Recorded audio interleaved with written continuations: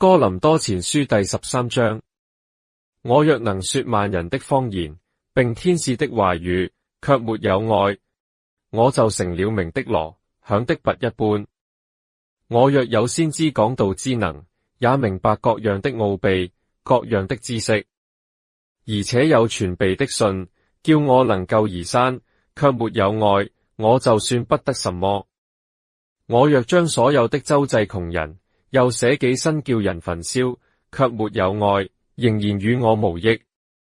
愛是恒久忍耐，又有恩慈；愛是不嫉妒；愛是不自誇，不張狂，不作害羞的事，不求自己的益處，不輕易發怒，不計算人的惡，不喜歡不義，只喜歡真理。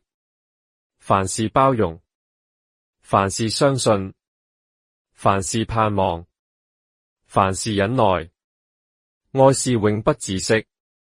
先知講道之能，終必歸於無有；說方言之能，終必停止；知識也終必歸於無有。我們現在所知道的有限，先知所講的也有限。等那完全的來到，這有限的必歸於無有了。我作孩子的時候，話語像孩子，心思像孩子，意念像孩子。既成了人，就把孩子的事丟棄了。我們如今仿佛對着鏡子觀看，模糊不清。模糊不清原文作如同猜謎。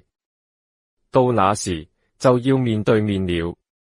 我如今所知道的有限，到那時就全知道，如同主知道我一樣。如今常存的有信、有望、有愛，這三樣，其中最大的是愛。